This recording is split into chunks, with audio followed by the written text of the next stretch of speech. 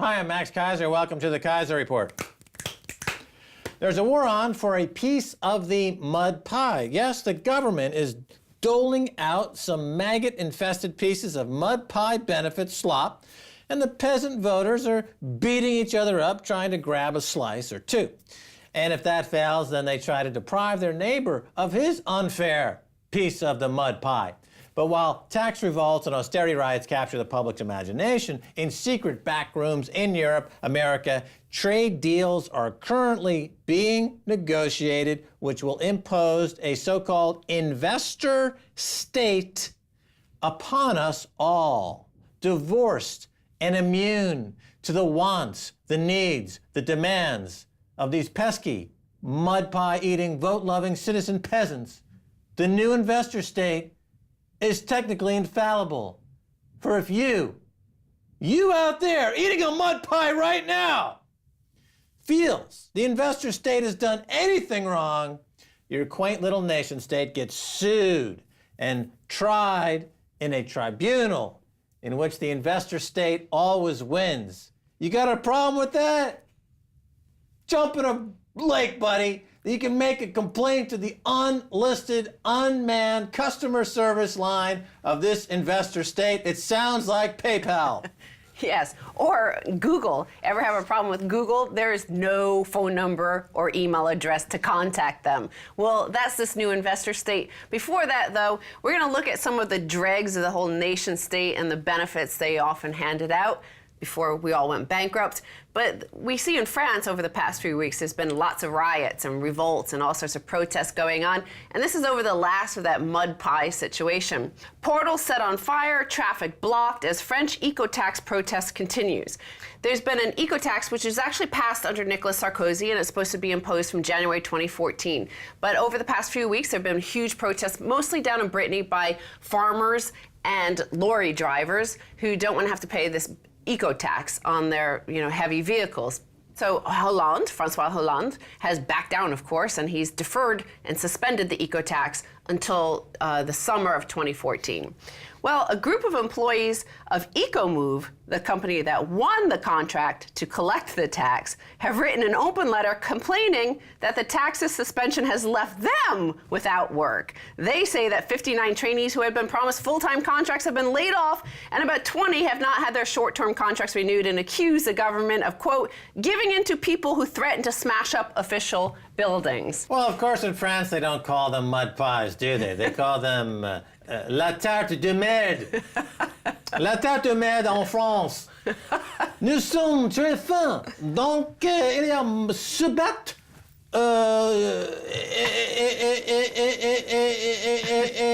You know what? What? Here's the situation. We've said on this show many times that the bull market in bonds has been going on for 30 years. It ended, within the last 12 months. For 30 years, every time that there was a problem, like one group was fighting another group of, subsidized government groups versus some other subsidized farming group, Yeah. the world banking system or government can simply sell more bonds. And there was always a buyer for those bonds. Sovereign wealth funds or some market would always buy these bonds, fixed income instruments.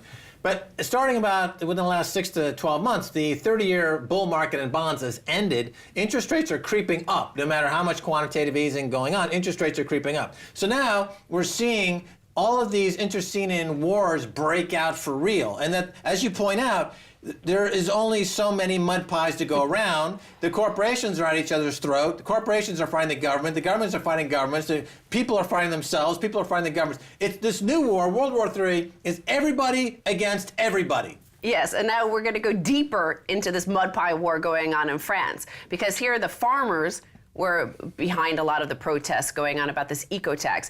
Now, the tax was expected to collect 1.5 billion euros. Well, cut back to October, France pledges extra EU subsidies to revive livestock farms. France will shift almost 1 billion euros of mainly EU subsidies towards livestock farmers struggling with low incomes and away from better off crop growers, President Francois Hollande said.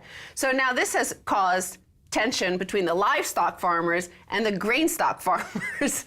Right. This is what happens when you unwind a Ponzi scheme. When the bond market runs out of steam and the unwinding, as you hear about people describe it, or the deleveraging or the tapering that either coming or not coming, this is the kind of battles that emerge. And it's interesting because you see how the overlapping reselling of the same assets over and over again. So here you have the Common Agricultural Policy, or CAP, in France, of course, is a huge government subsidy. But now that subsidy is being challenged, while at the same time, workers who are being hired to help others collect eco-taxes for that subsidy are being challenged by the previous subsidy. So you've got three subsidies all battling each other in a three-way subsidy battle. None of those subsidies are sustainable. They're all going to be removed because France is bankrupt. The ECB is bankrupt. The IMF is bankrupt. The global economy is bankrupt. And the bond market is dead. There's no way to float this Ponzi scheme anymore. And that's why things like Bitcoin are trading at astronomically high prices, according to some, but I think it's not even approached its fair market value, according to me, because people want real purchasing power preservation, and they're turning to things like Bitcoin. Well, of course, those agricultural subsidies are transferred from EU taxpayers to France. So now, the other thing to note about that was, of course, these farmers are protesting the eco-tax. I didn't see any protests from them regarding the agricultural subsidies they received, the additional ones they received. They weren't against those, No. Which is the same debt pile, by the way.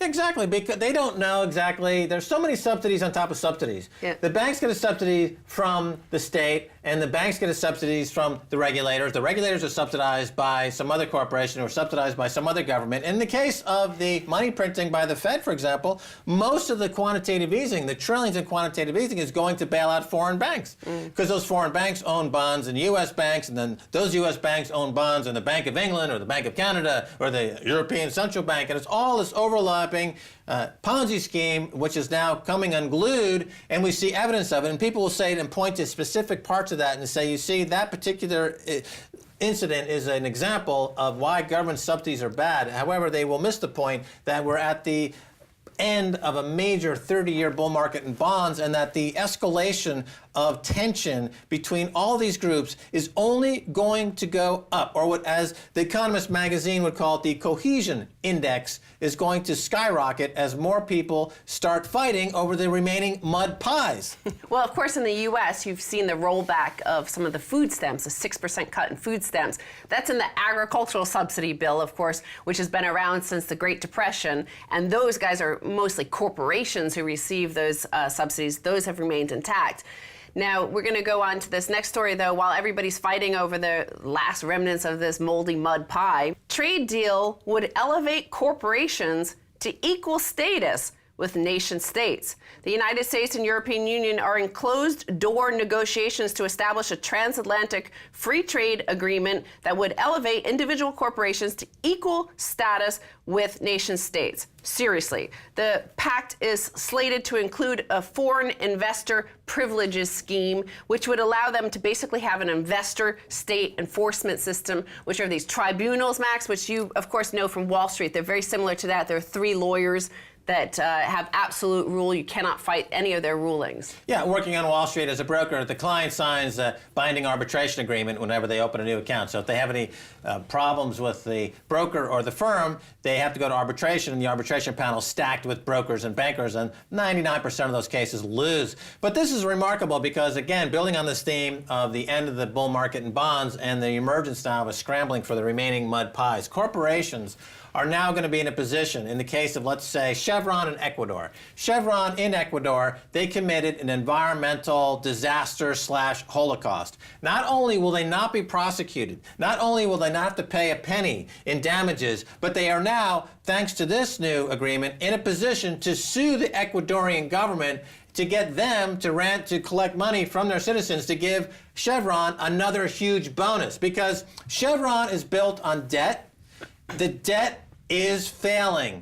Chevron's debt is collapsing, just like all the Fortune 500 companies' debts are collapsing and the banks' debts are collapsing. They're all zombies, and their bull market is over. So they pass a law to give Chevron the ability to go down to the Amazonian jungle, go to a country like Ecuador, who they've committed an ecological holocaust and committed wholesale murder like we haven't seen in 50 or 60 years, and then go to the victims' families and say, we know we killed your mom, we know we killed your son, but you owe us $50,000 apiece because we got to pay our bonds. And if we don't pay our bonds, the entire global economy is going to collapse. Well, it's already collapsed. It's even worse than that because they don't even have to present themselves to a court or to the families that have to pay this. It's an extrajudicial tribunal, which they could take Ecuador, they could take the EU and the US as well to court. They cannot fight any of the ruling of these tribunals. Now, on Wall Street, there's only ever been one case, where the victim won. And I think that involved Morgan Stanley.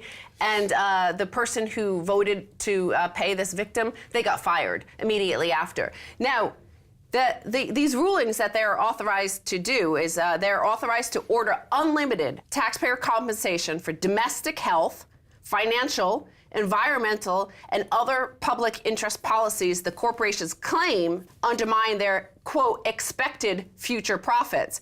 And there will be no outside appeal. So if they expected to earn some profits, but whatever, like the domestic people, the mud pie eating peasants vote for some policy, say to restore Glass-Steagall. Well, if that impacts profits for Deutsche Bank, they don't even have to prove it impacted profits. They just have to say they expected to have more profits. Well, they could then sue the United States for whatever amount they thought that they should have made. So in other words, in Canada, it's another example because corporations that have now being victimized according to the corporations, because in Canada, people have gone around the copyright and patent law to bring life-saving drugs to Canadians.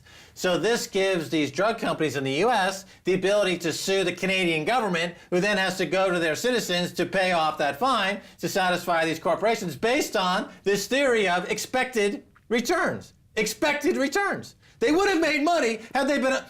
It's like if I say that I am going to knock over a liquor store. You prevented me from knocking off that liquor store. Yeah. So I'm going to sue you for the $10,000 I would have made had I knocked over that liquor store. You've created a barrier to my criminal activity, so I'm going to sue you for that, and you've got to pay me for my expected return.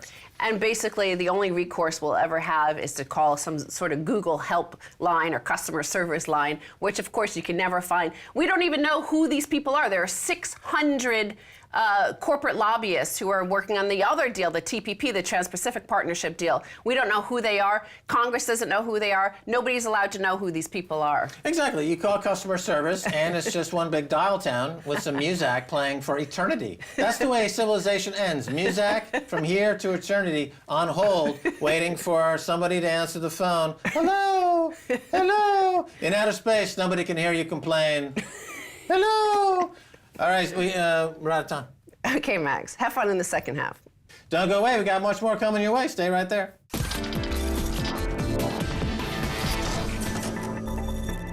Welcome back to the Keiser Report. I'm Max Keiser. Time now to turn to author and gold bug, Dominic Frisby, out with this new book, Life After the State. Dominic, welcome back to the Keiser Report. Thank you very much, Max. A pleasure to be here. All right, Dominic Frisby, Life After the State. Your book is now out. People can buy it. Tell us about the book. It's one of these books that kind of just happened, but basically it is a very gentle attack on the large state model that we currently operate, that we currently live by in the West. And people don't know this, but we've only really had this model for 100 years.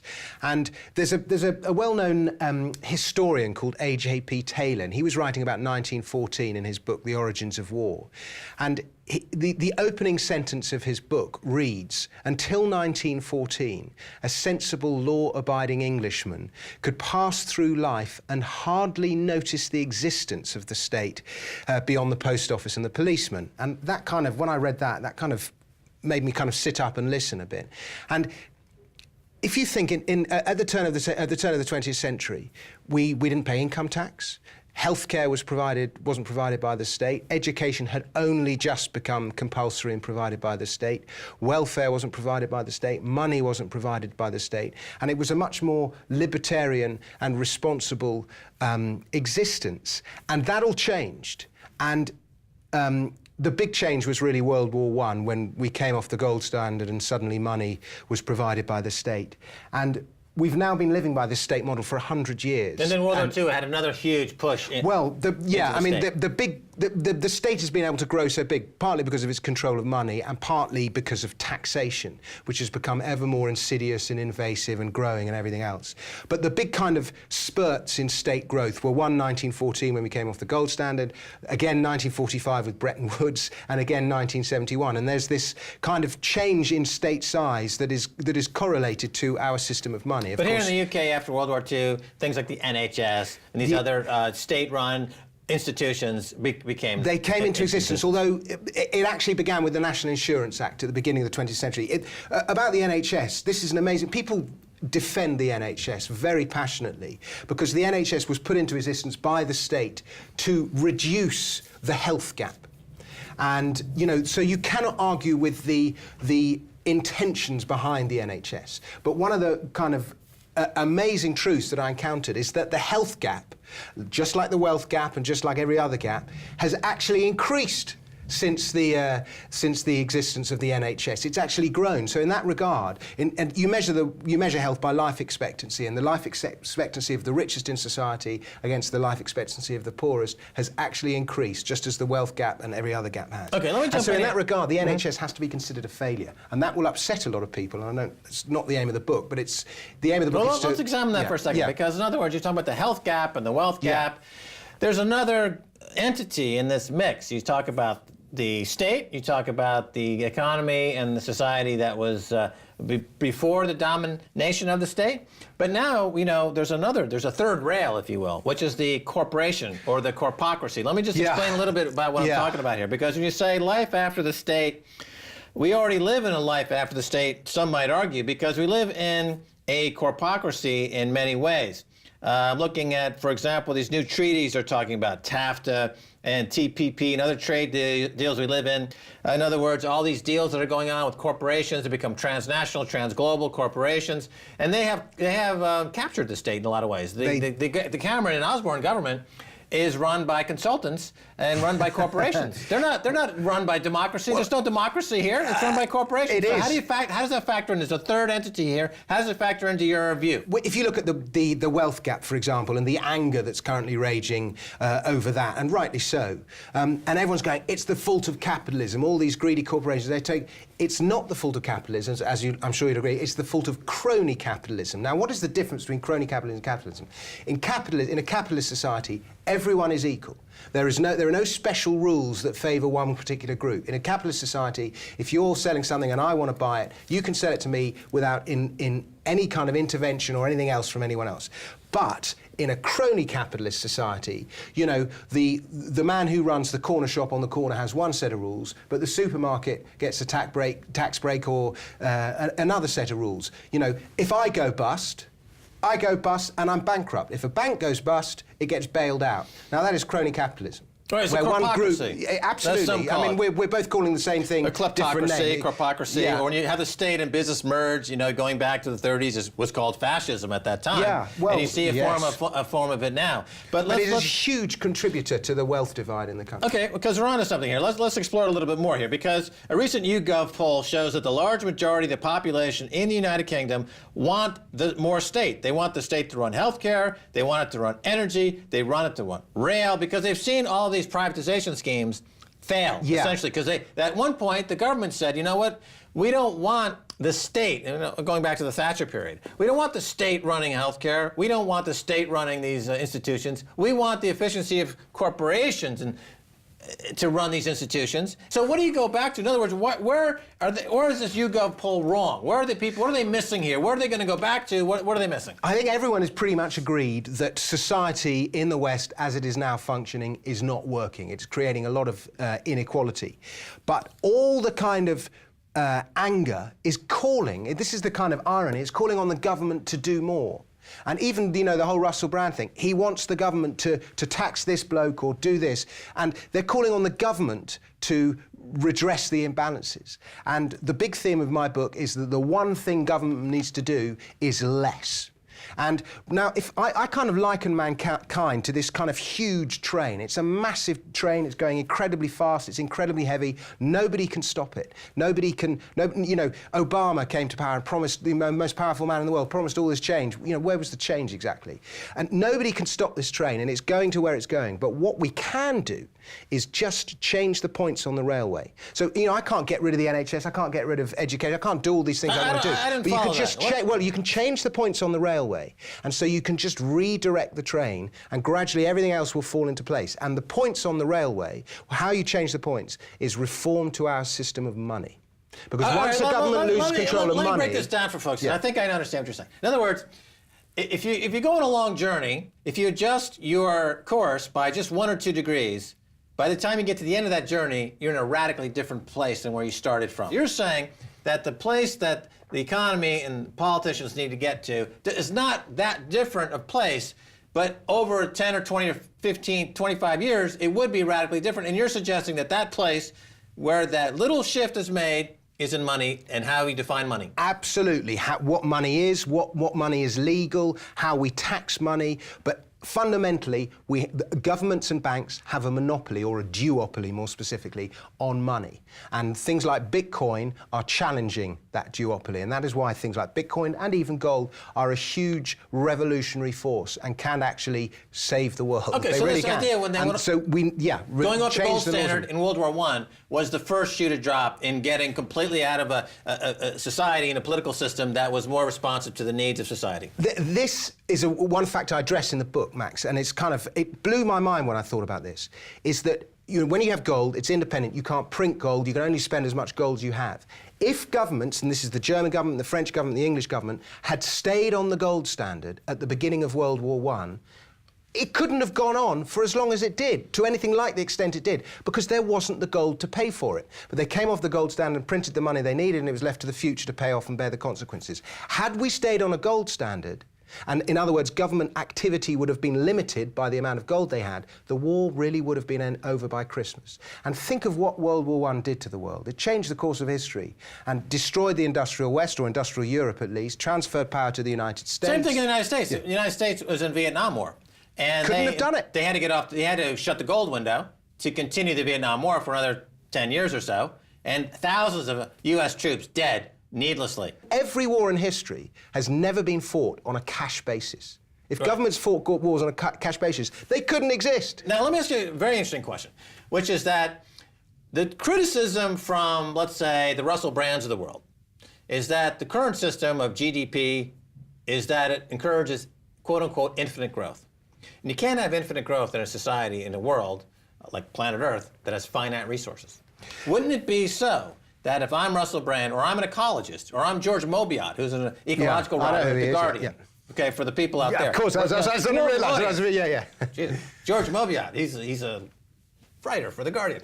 Isn't it true that one of the greatest allies, these ecologists and people who want checks and balances on corporations, isn't it true that they would be the loudest, most vocal advocates of gold and a gold standard? They should be, because even though gold mining is associated with environmental damage and worse, it actually limits what people can do. And above all, it limits waste. And the biggest offender in the destruction of the environment, whether it's pollution or the depletion of the Earth's resources, is waste. And a gold standard, it limits what... And the biggest offender in the world of waste is governments, and a gold standard limits what they're capable of doing. So, bizarrely, a gold standard is actually environmentally friendly. Gold mining itself is an odious, in many places, activity. There's a lot of, the leaching is used, cyanide leaching, etc. It's environmentally, it's horrible. There's exploitation in the work market. But when you have to stack it up against what damaged the dollar. The U.S. dollar does is world reserve currency, $700 trillion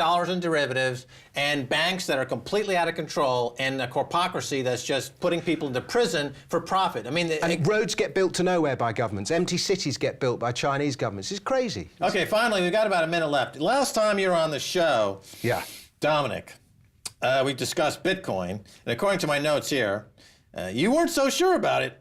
Have you given us some you know, we're educating a lot of folks on Bitcoin. What's your thought on Bitcoin? Bitcoin is the greatest tragedy to befall my life, in that everyone was telling me to buy it when it was $1 in 2009. I watched it go to $2, and I'm going, I'm not buying that, it's doubled. $2. What is it now? $280 or Push something. got to 400 a couple of my days ago. goodness. Now it's pulled back to 320. Well, I mean, it is amazing. It is fantastic. Okay, but what do there you is think of it as a stateless currency, as in relation to gold, as in relation to your paradigm in a post, the life after the state? Isn't this book, shouldn't it be a big chapter in this book about Bitcoin? There is a big chapter about Bitcoin. Oh, there is? Okay. Well, there you go. And so I take Bitcoin is a problem solver. Is a massive problem solver. And it is a wonderful thing. No, but you. I would be careful because it's gone up so much.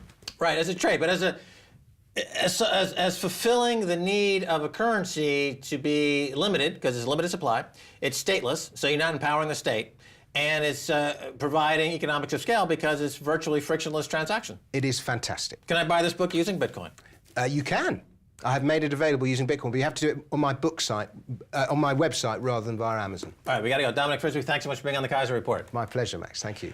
All right, that's going to do it for this edition of the Keiser Report with me, Max Keiser, and Stacy Herbert. I'd like to thank our guest, Dominic Frisby. If you'd like to get in touch, tweet us at Keiser Report. Until next time, Max Keiser saying bye, y'all.